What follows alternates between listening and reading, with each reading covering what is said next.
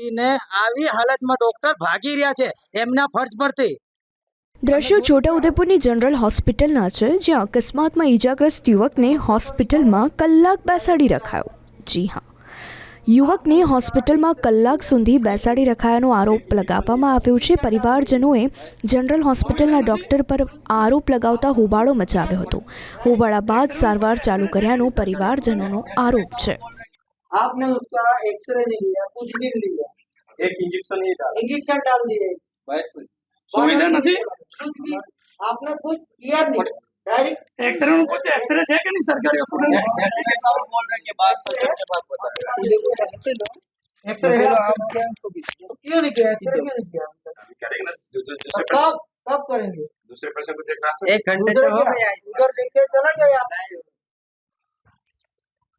આજે કોઈને બી પૂછી લો તમે, બધા સરકારી હોસ્પિટલ થી નારાજ છે।